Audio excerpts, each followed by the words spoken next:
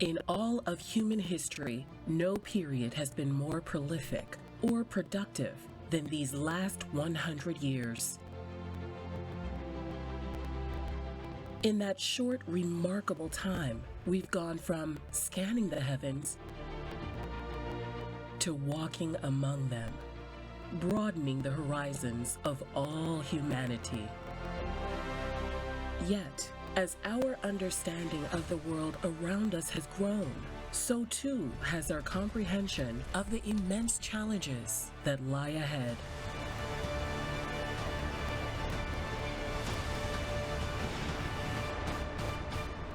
If the previous century was about discovery and exploration, the next will be about sustainability and preservation as we build on the lessons of the past to forge a path to the future. Driven forward in no small part by you, the Earth and space scientists of AGU.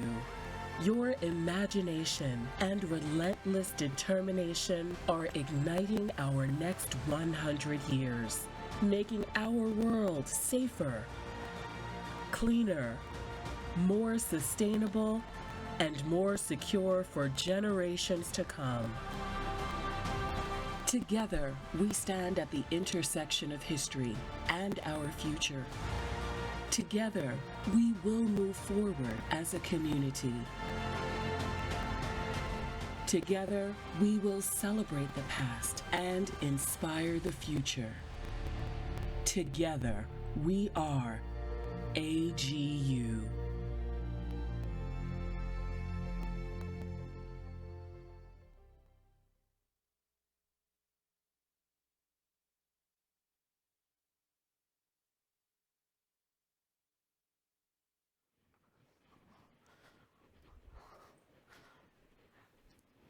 Oh my, that almost made me cry.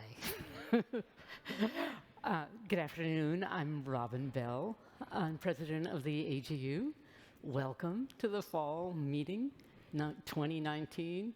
I'm delighted to see us all back here in San Francisco, which has been our primary home for the fall meeting for 40 years. It's pretty amazing. We're here in this newly renovated Moscone Center, and I'm looking forward to the exciting events this week. This is my first fall meeting as fall AGU president, and I'm thrilled to be kicking off this year's meeting. We're a truly international organization with presenting authors from 100 countries. This week, I hope you'll have a chance to obtain some of the 8,200 oral presentations, the 17,000 poster presentations, the 2,000 sessions, and the 100 town halls, and the 1,000 e-lightning presentations. Please don't do all of them. It'll be a little rough. Our theme this year is, as you saw, celebrating the past and inspiring the future. Our community has been celebrating AGU Centennial all year. And this week will serve as the launching point for the next century of scientific discovery and innovation. Throughout the year, AGU's Celebrate 100 and Science Day grants have funded scientists in over 29 countries who engaged 1 million people in scientific activities. We celebrated science and diversity when we joined 8 international science days. We launched frontier expanding partnerships and co-led what we all love, as you can see from that video, field trips. We marked the 50th anniversary of the lunar landing. Unfortunately, no field trip. And we convene conferences around the globe, including in Canada and China, and many more events with organizations around the world. As we wrap up AGU's centennial year, we have the opportunity for everyone to celebrate this week. We have a Centennial Swirl app on your meeting app, so you can find them. But the best place to go to celebrate and do our pivot to the next century is to go to the Centennial Central in Hall D. It's right at the bottom of the escalators when you come into Moscone South. There you'll encounter programming developed by your AGU Council that covers much from the Earth's habitability to the future of Earth and space science and how it benefits humanity. Our speakers will include students, early career scientists, science communicators, scientists, MacArthur Genius Grant recipients, the chief scientist of NASA, and many other amazing presenters. Every single one of you is the reason why AGU is the leading international association for Earth and space science. It's your research and your findings that you present this week that are really going to launch us into that next 100 years of discovery. How you communicate and how you make science accessible to the next generation of Earth and space scientists around the world is critical. This week, we're going to hear what's inspired you, what you've discovered, and how we can collaborate across disciplines, all the disciplines represented by AGU. That's why I'd like to share 3 of the really remarkable things that our community of AGU has done this year. First, and that's we of AGU, that's what the early career scientists on the council say. We, AGU, have a newly renovated headquarters in Washington, D.C. that's open to all of us. It's an illustration of our commitment to sustainability. We've already hosted 10,000 people to our state-of-the-art conference center. So if you're having a meeting, think about holding it at AGU. And we provided tours to 1,000 people who are interested in learning about ways to reduce their own energy footprint. This renovation has been recognized with an award from the Clean DC Energy Department. And anytime you're in the area, please come visit. There's an espresso machine and a nice workspace in our member lounge. So please come share our space in DC. Second, AGU's Thriving Earth Exchange was honored with the Power of A Summit Award from the American Association of Association Executives. Oh, it's the American Society of Association Executives. A little redundant, but the Summit Award is the Society's highest honor. This award is given to associations that go above and beyond their mission to undertake the initiatives that benefit America and the world. Our Thriving Earth Exchange is now in 100 localities across the globe where AGU member scientists are working with communities to tackle issues related to resilience, sustainability, and environmental health. Thriving Earth Exchange projects have impacted the lives of 17 million people since the initiative was started 6 years ago. Wow, 17 million people. The third is that AGU is making significant strides in the area of diversity, equity, and inclusion. As part of the centennial, AGU formally launched an Ethics and Equity Center, which aims to tackle the issues of bias, harassment, and discrimination in science, fostering safe work environments. The center works to ensure that our community, researchers, students, and institutions have access to the leading practices and tools to address harassment and, so importantly, achieve inclusive excellence. We as a community have also demonstrated that we can step forward and act as a community to make sure our science is open and fair. Last year, the council leadership team found both implicit bias and a skewed nomination pool for women in the AGU honors. In response, the volunteers who spearhead our honors and recognition efforts worked to address the issue, and the AGU Council, kind of the science engine or House of Representatives of Science, actively engaged in deepening the nomination pool for 2019. As a result, this year we're proud to announce that 18 women earned union medals, awards, and prizes, compared to 5 in 2018. Canvassing committees Yeah, isn't that's pretty cool. That, to me, is a total goosebump moment. Canvassing networks broadened, and who was being nominated? Identified individuals who were long overdue for an AGU award, and recruited and expanded the pool of nominators. And remember, the nominations are already open for next year. We can't let this be a blip. So be ready to nominate now. These steps have advanced the Honors and Recognition program, making sure that implicit bias training part of the selection process and enhancing the overall process to provide a basic guide and diversifying the selection committees. By expanding the scientific talents pool and encouraging more diverse and inclusive representation in the Earth and space sciences is something that Presidential Forum lecturer today, Mae Jemison, knows a lot about. Dr. Mae Jemison leads a 100-year spaceship, a bold, far-reaching nonprofit initiative to ensure that the capabilities exist for human travel beyond our solar system to a star within 100 years.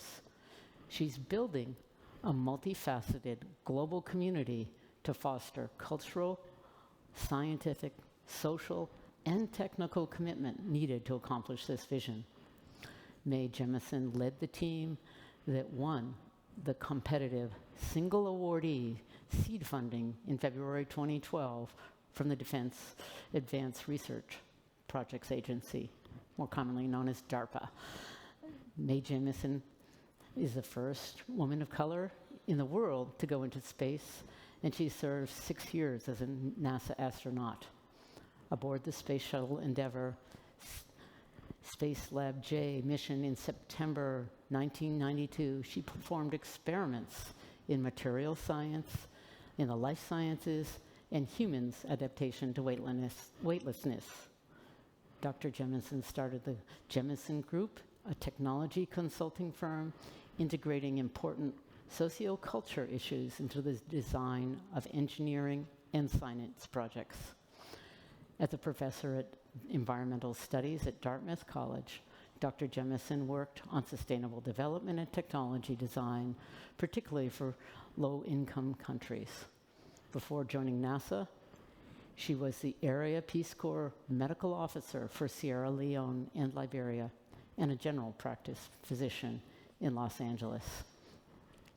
In 1994, Dr. Jemison founded the International Science Camp, The Earth We Share, for 12 to 16-year-olds from around the globe, including AGU members who are in the audience today, a program of the not-profit Dorothy Jemison Foundation for Excellence.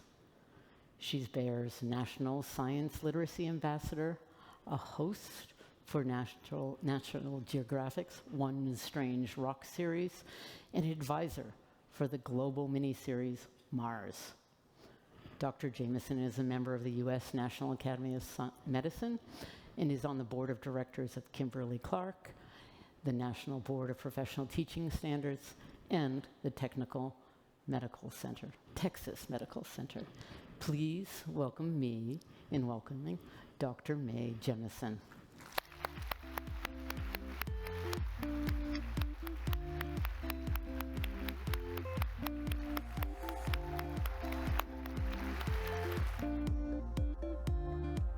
No matter how hard I try. Thank you all so much. It is really thrilling to be here today. What I want to do as I'm setting up here and finding space for my notes is to ask you a question. And that question is, actually it's two questions. The first one is, when was the last time you looked up? When was the last time you looked up? Maybe it was on your way here today and you saw a foggy sky.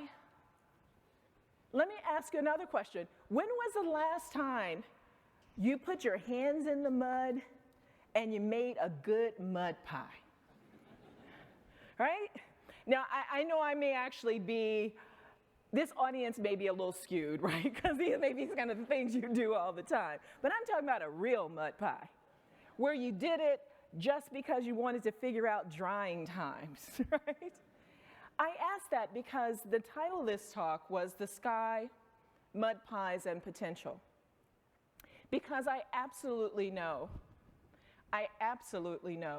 that my journey to medicine, to space exploration, to engineering, to 100-Year Starship, to being on this platform talking to you today, started when I was a little girl on the south side of Chicago, lying outside and staring up at the stars and the sky. I imagined the clouds, right? They're different shapes, they're different forms. I also imagined the stars were other little kids looking at the same things I was looking at on other sides of the world. And all the mythology and the ideas that were around them.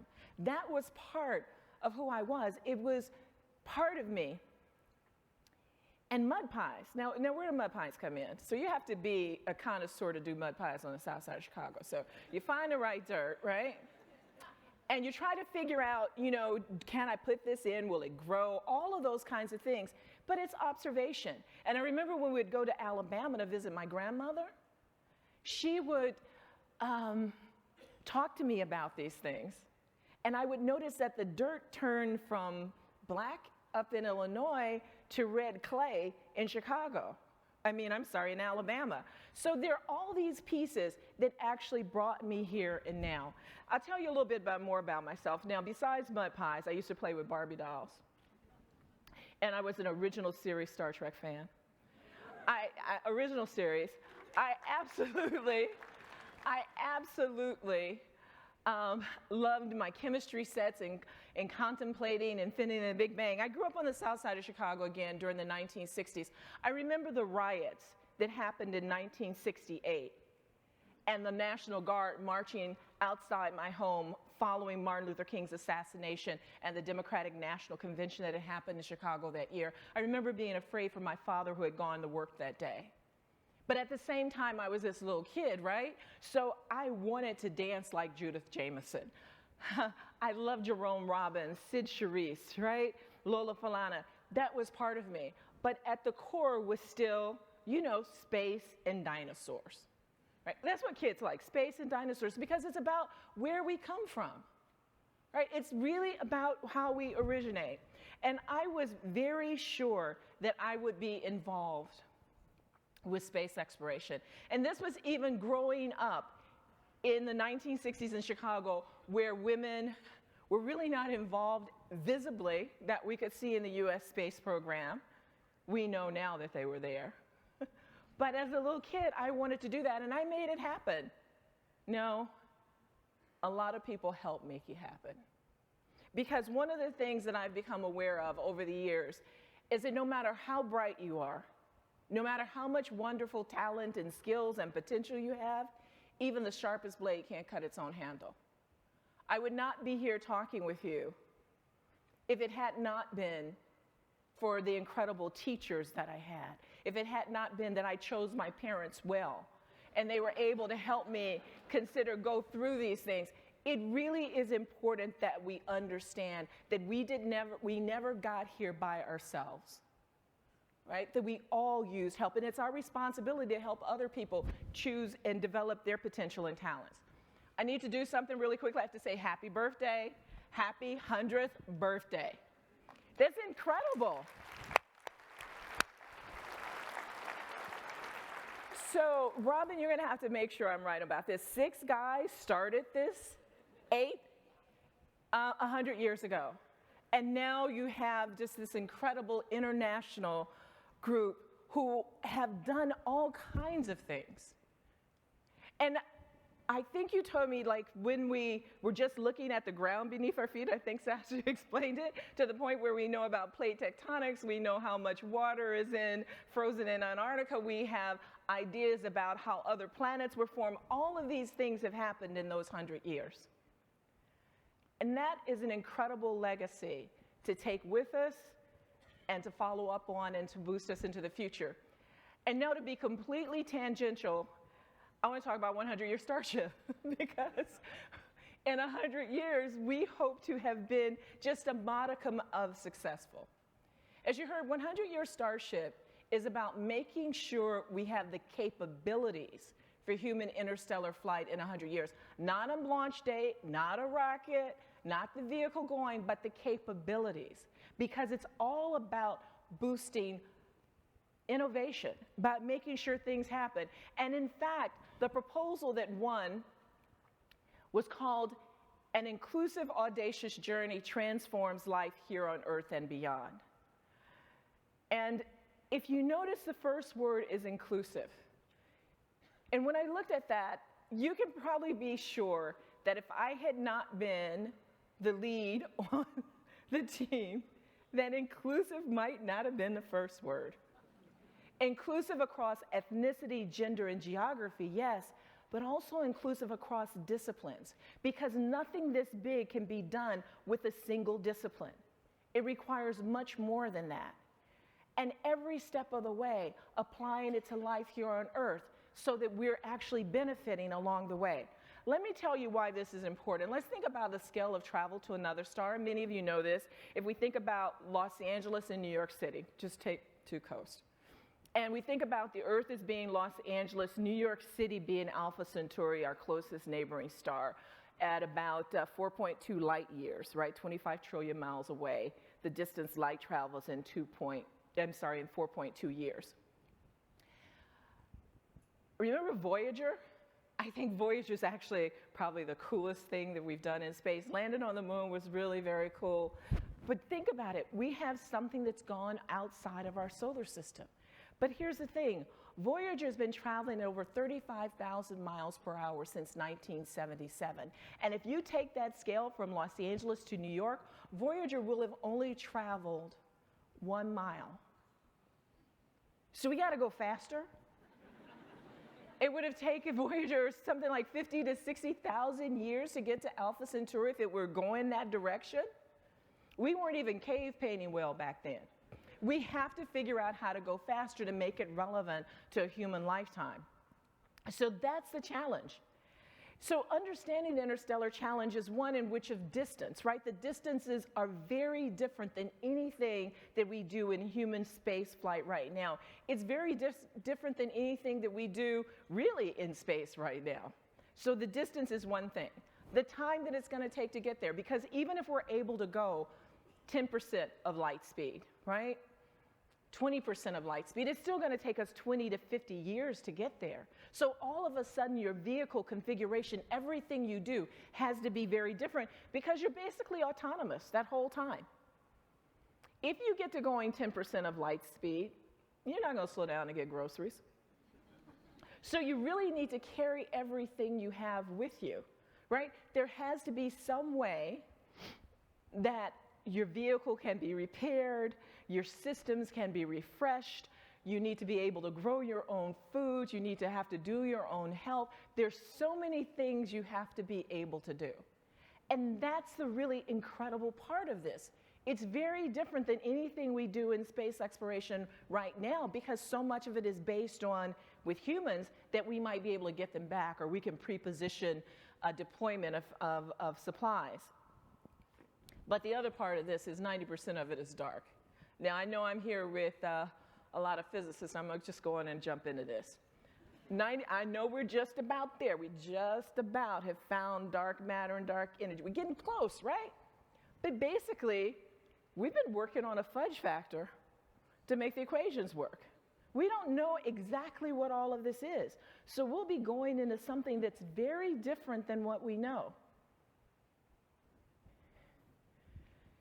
But that's like kind of similar to the future. Right? We don't actually know what's going to be happening. And that's, to me, what's very powerful about the whole idea of doing interstellar flight. And I can tell you, when I first started this, the thing we had to do, if anybody can think back in 2011 and 2012 when DARPA first started thinking about this, human interstellar flight was kind of woo-woo. You know the technical term woo-woo, right? Because it was something that we weren't supposed to think about. But so many of us Our imaginations were boosted because we thought about doing things bigger than anything we knew how to do right at that moment. And so my task was really, how do we change the way people see interstellar flight? Now, I usually have some pictures of Star Trek and all that kind of stuff, and you can use your imagination. But that's not what I want to talk about. I want to talk about the fact that doing something this big is very similar to what we have to do on Earth today. The challenges of interstellar flight mirrors the challenges we face on Earth. Because when you think about it, we're talking about producing and controlling enormous amounts of energy, right? That we can't do from chemical propulsion.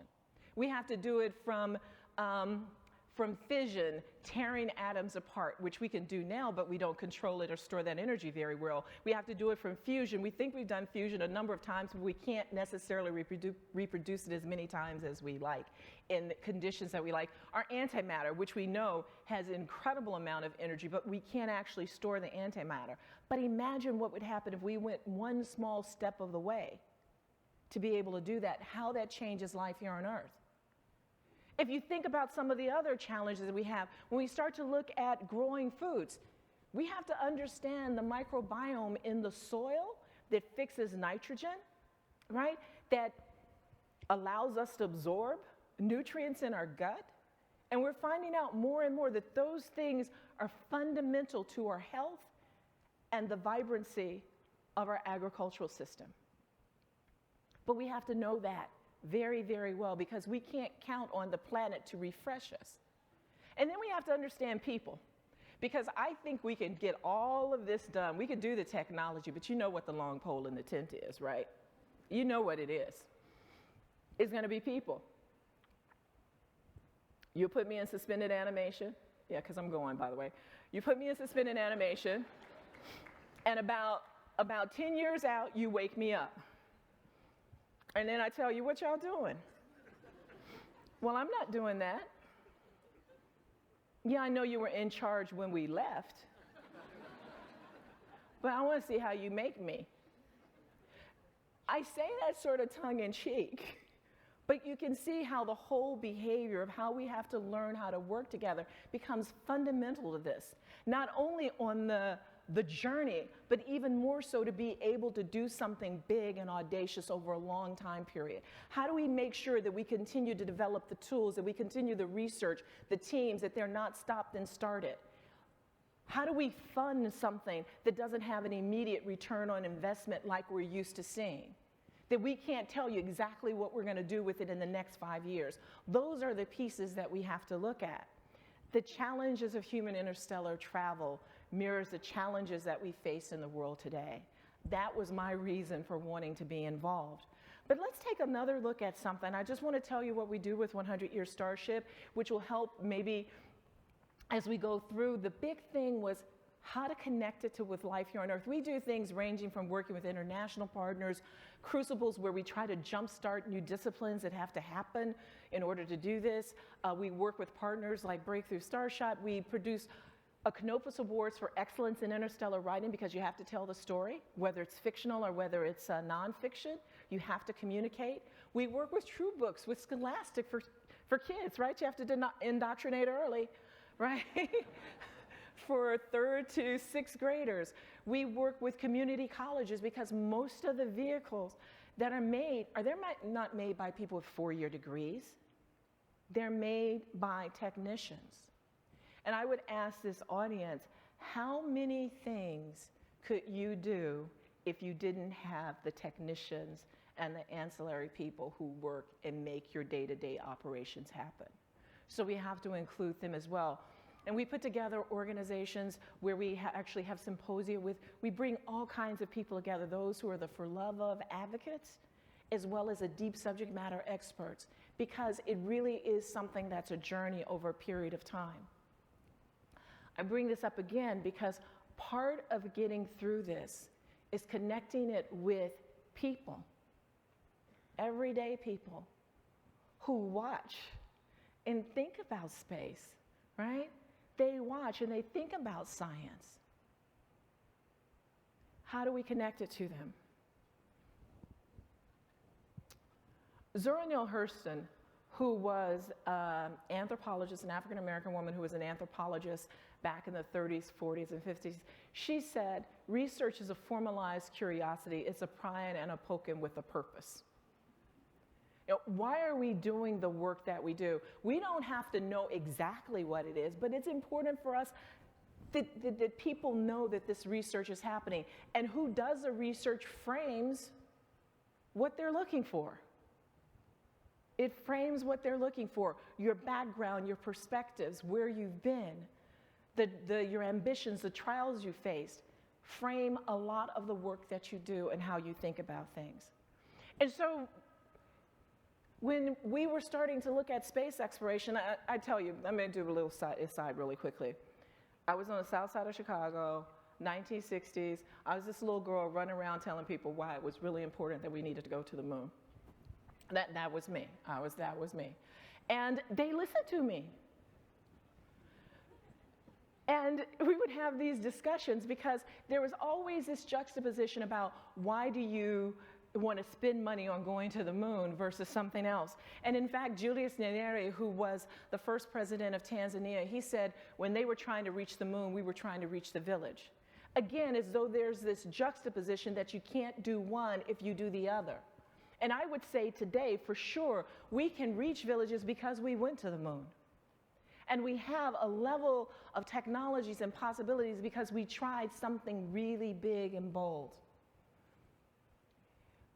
It's who was included. Do we let them see it? We have challenges to science today. As we sit here, we know that people sort of make up facts.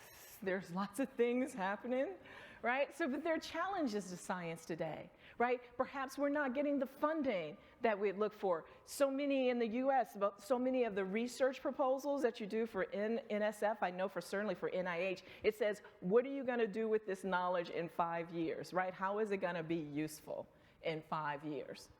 So we were talking about, can we just do science for the basic knowledge and the possibilities of it? There are challenges to science today.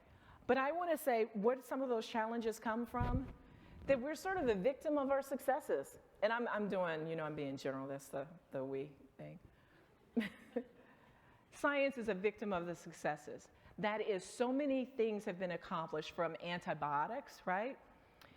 Cell phones that people just use every day. It looks really easy, right? We're able to do cancer. We're able to show pictures of things on Mars. We're able to have incredible agricultural successes. Lots of things. It's a victim of success because it's been made to look so easy. But there's a flip side on that success. A lot of the work of science and a lot of the knowledge has been used in such ways that it has started to destabilize some of our fundamental carrying capacities of this planet for our life form. So it's sort of both ways. On the one hand, everybody thinks it's easy, so you all need to be able to just go out and fix that. So that's one of the challenges, is how do we deal with that image of what science is? Another is hubris. And let me be real. It is a privilege to be able to work and to study things for knowledge, for its sake, to be able to work in that innate curiosity. Doesn't mean it's easy, but it's a privilege. And that's a privilege that comes from the expenses of taxpayers, right? The cooks, the cab drivers, the teachers, the painters, the carpenters.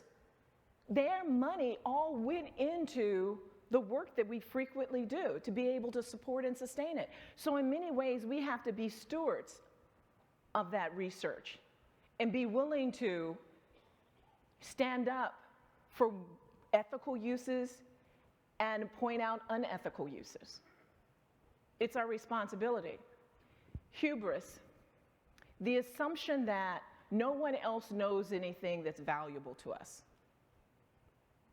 I would say I was able to go up on the space shuttle because of my ancestors, thousands of generations before me, who were able to look up at the stars and say, you know, that little speck of stardust right there, you know, 10 years ago it was right there. My goodness, dude, the observational capacities that were required to be able to track that there were these wandering things we call planets among the lights in the sky. What we do now in space is based on the ability of somebody 1,000 generations ago to see that, to be able to predict lunar eclipses, solar eclipses. The knowledge has improved since then, but they were able to predict those things. The hubris, when we talk about Stanley and Livingstone going and discovering the source of the Nile, I bet there were some people who already knew where the source of the Nile was. Right? And they showed, like they took people through. The fact that we talk about climate change and snow, and you guys can help me get this right, I understand the Inuit have over 20 different words to describe snow. Imagine the intricacy of that knowledge that sometimes we throw away and we don't appreciate it. But this is part of what we have to do and we have to think about. The challenges are, how do we reassess and open ourselves up so that we don't have this posture of exclusivity, but it's really a posture of inclusivity, right? Inclusion means that you include people when that they have a possibility of knowledge that you don't have. Inclusion means that you assume that talent, actually not even assume, we know that talent is dispersed throughout our society and dispersed throughout our population. And that people have contributed in spite of over the years. In spite of over the years, they've contributed. And so we want to broaden that up. We already know these things. We don't have to wonder about them. So how do we include people and allow them to speak in their voices, and we have to hear them?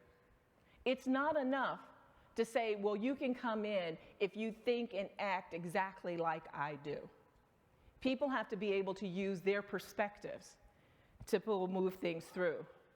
So again, we're talking about things like, how are we making it through?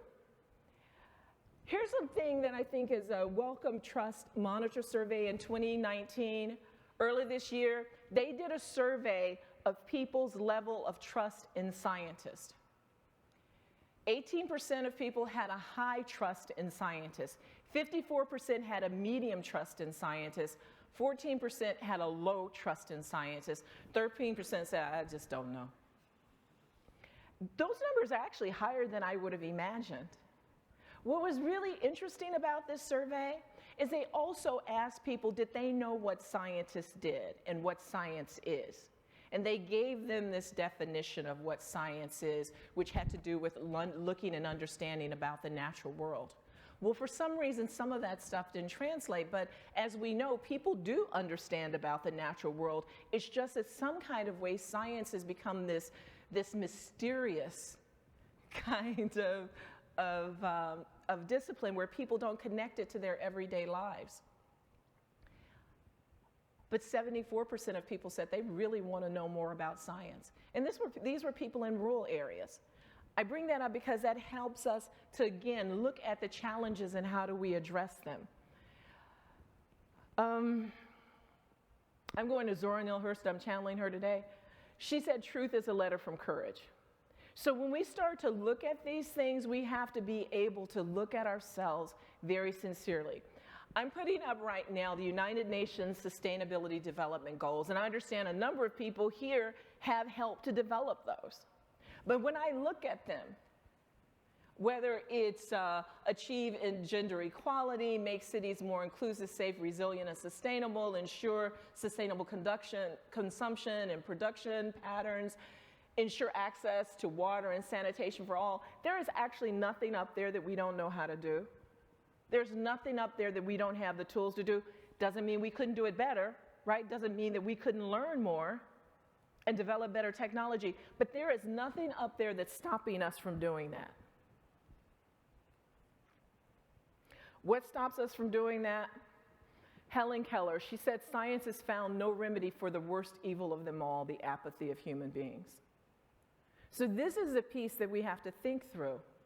What is our role as people who develop, tools, techniques, who help to support those who develop tools and techniques? What is our role in not being apathetic, in changing things? How do we make things different?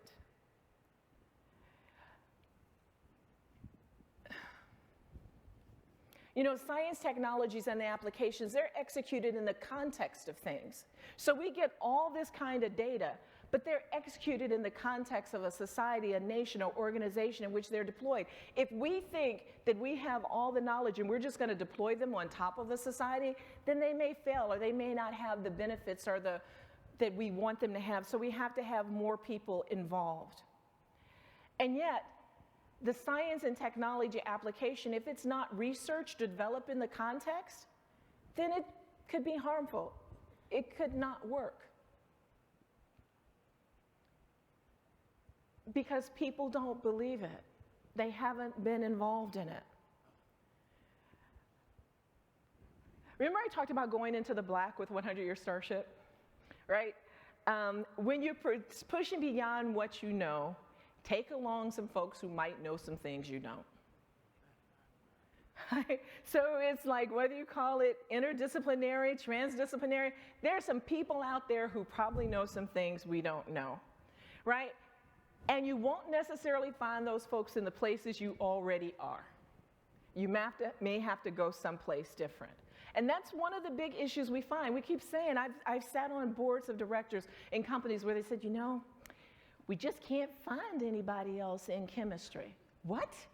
You can't find any women in chemistry? What? How does that happen? If you're going and looking at the same places, asking the same folks, no, you're not going to find them. Sometimes you have to go places that you don't know.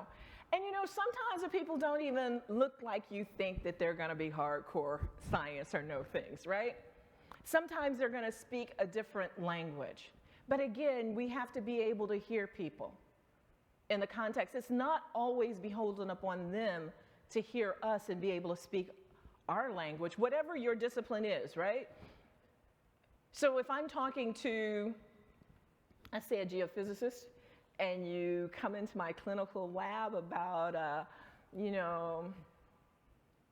some kind of immunodeficiency disease, and I start talking in that kind of jargon, does that mean that you would not be capable of understanding what I'm talking about? No, it doesn't. Or if you want to tell me about the work that you do, does it mean I wouldn't be capable of understanding the work you do? No, it's the issues, the jargon, the conversation. And sometimes we have to listen much more closely. I want to take us to one other place. This is my proof of picture, by the way. When I was in space, I remember looking back down at the Earth, and I was just struck by how incredibly gorgeous it was. Here was this thin, shimmering layer of light that was our atmosphere, that supports us, that warms us. And I was struck by the fact when people say, save the Earth, they're mistaken. The Earth will be here. This planet that warms us and cools us, that envelops us with all kinds of sights, sounds, smells, and vistas, it will be here. The issue is, how do we treat it in such a way that it doesn't develop an atmosphere that's inhospitable to our life form? You see, we get really confused. That's the reason I want to talk about communication and making sure language is right, so that we don't get confused. The Earth will be here, but we might not be.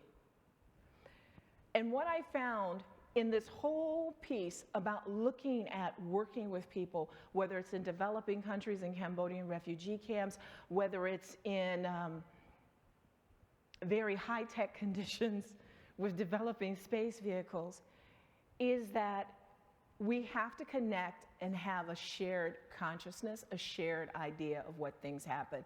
And people don't always act on the quote-unquote raw data and facts, or what you tell them. They act on something else. Maya Angelou said, I've learned people will forget what you said, people will forget what you did, but people will never forget how you made them feel. So every time we're thinking about how do we work with scientists, or as scientists with people, how do we make a difference? We have to remember that we all, people who are in the sciences too, you know if you tell the truth, that it's usually what you feel that you remember and you take away. And even if you remember some very specific facts, it's usually because you've associated those facts with some memory and something or some feeling. And that's what we have to do, is really understand that as we're translating this information, as we're meeting these challenges to the future, we have to remember that people want to be included and they have to have a different feeling. That we have to build networks of a shared platform in the spirit of what I would call generational activism. I noticed that the slogan was, let me help you with the legacy of the past, building on the past and inspiring the future, right?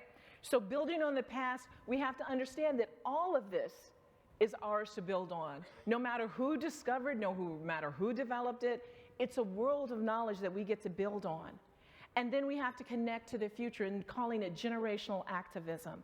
Something is missing if we pursue excellence to achieve individual and organizational goals, but we lack understanding of our connections across space and time. That's the piece that we have to do. We have sufficient knowledge and tools, but the stumbling block is insufficient deep appreciation of our connections. I'm always struck by, even within disciplines, people say, well, you know, this discipline is this field and I have this other field in this discipline, and it's like, what? Is this life sciences, is biology? How come you can't understand one person to the other? We have to have this connection, we have to think through it. And maybe what space sciences and what earth sciences can help us do is to understand that we're all earthlings. And so part of what 100 Year Starship does was to figure out how do we make this connection between people and space, and that's what I want to share a project with. It's not going to be about warp engines. It's not going to be about Tupper and suspended animation. It's about how do we connect other people, because to thrive into the future, our commitments and caring must endure across generations and geographies. Globally, all of our lives and well-being are woven into the fabric of this planet and the greater universe. For thousands of generations we've been on this planet, and for many generations more, this will be the home for the vast majority of humanity. So we've got to figure out this. It's not a choice, it's a reality. And then I'm going to go back to an African proverb says, no one shows a child the sky, right? All around the world, we've looked up at the stars. We've looked up at the clouds. We wondered what they were. They were the jumping off point for so much of what we wanted to do. So we wanted to do a project and we called it Look Up. Really simple, look up. Look up, record what you think, hope, dream, and feel, because what's above us unites us. We share the same sky, whether the constellations are different, the weather changes through the sky that we're in. These are the pieces that we have. And of course, in order to do this, we develop an app. It's called the Skyfy app, Sky Selfie, right? And what you can do is you can download it as an app to where you can record video, audio, photos, and it ends up being displayed on a GIS global system, right? And all of your information can be shared with people around the world. So we have that opportunity to do what I did when I was a child, wondering what other people were seeing and thinking and feeling and dreaming when they look up. Maybe it's just very simple idea that we can move beyond that. So going back to when I was a little girl, for me it was the sky, it was the mud pies, and there was one other thing. It was potential. You know, when your teacher was talking about physics and she held up, was talking about kinetic energy, and she'd hold up a ball and she'd say this ball has potential energy, but it can't do any work until it has kinetic energy, that I have to drop the ball in order for it to have a kinetic energy because it has to change states. That's how you get work out of it. I like to think of ideas as potential energy.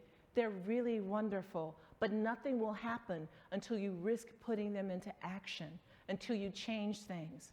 And right now, with this 100 years and this transition into inspiring the future, all the things that are happening at this conference, they're wonderful ideas, but nothing will happen until you take that potential and you put them into action.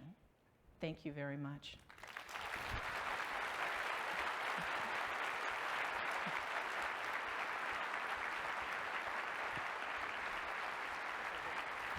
I think we have time for 2 questions, a couple questions. Did I go too? We can do a couple questions.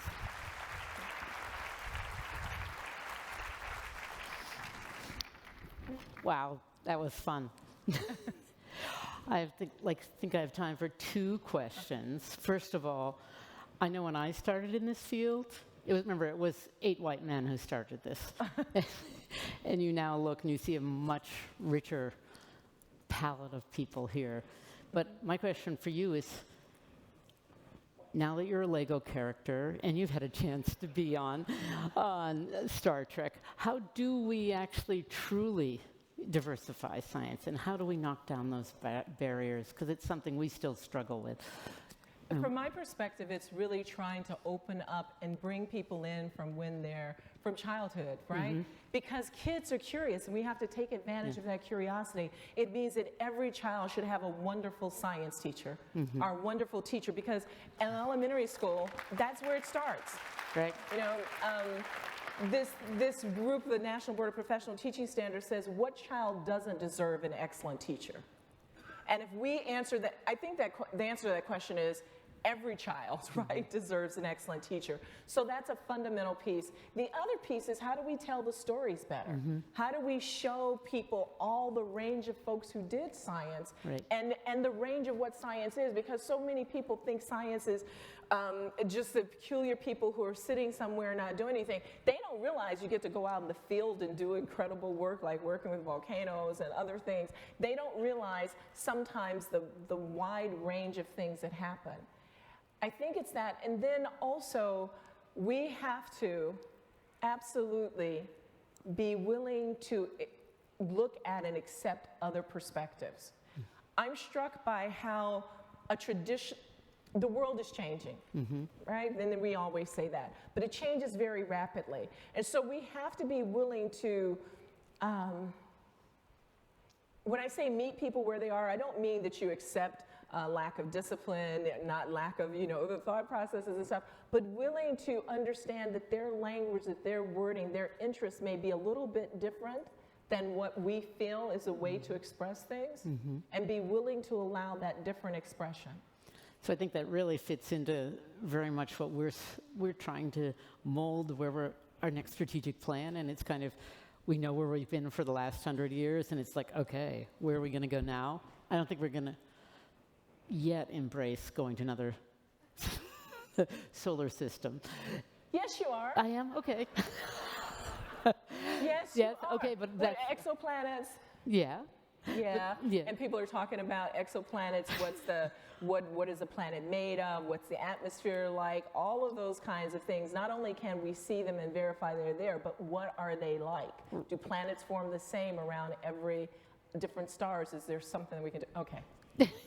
I agree. I think it's back to you don't want to just have one Earth doctor. You want your doctor to have looked at a bunch of different planets, not just one planet, to understand this one. But my question is really back to partnerships. If we're going to move from just basic sort of discovery, curiosity, scientific challenges, but to embrace the societal challenges that, as you looked out the window back at Earth, where the Earth is facing, or humans on Earth, how do we build those partners? What are the couple things we should do to better build partnerships as scientists? Well, I think it's to understand that we're people first. And embracing that part of the people. Sometimes we hold on to the STEM or science or engineer and sort of assume that the social scientists don't have anything to offer. I think it's by embracing that part of the people. Opening up, I think there's a lot of things around the citizen, people call it the citizen scientist. How do we collect data? How do we share data? Allowing people to start to look at and analyze some of that information. It's about going into the classrooms and sort of spending time sharing the information. It's about speaking up when nonsense is happening in the public sphere. And you know what I mean by nonsense. Around all types. And it's kind of scary because we say that we don't want to be involved in politics, right? We always talk about, oh, you know, we don't want to be in politics. But I would say science is very political too. Really? Now, I mean, we might eventually get to a certain, you know, the truth will out, right? But the truth might have struggle getting out of some political constraints. Well, isn't it fundamental? Yeah. But I think what we're looking for, before we get to the next star, is that the knowledge that we produce actually has to be more infused into politics, finances, everything. It has to be more infused. One of the things that we do with 100-Year Starship is require that we have some connection with things. So I understand you have, was it a quarter of the people here are students?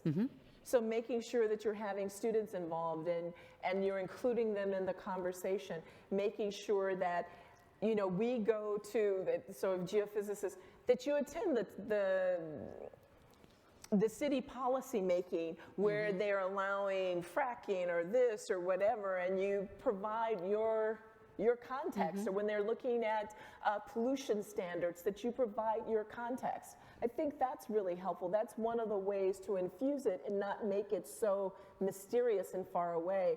And as we've continued to talk about over and over again, having different ways of expressing it so that we're not speaking in jargon that makes people pull back and say, well, I can't understand and this is too complicated and I'm just going to go with the simple answer. Well, thank you so much for coming and spending time with us and inspiring us to think both about this planet and beyond. So shall we give Mae one more chance? Thank you.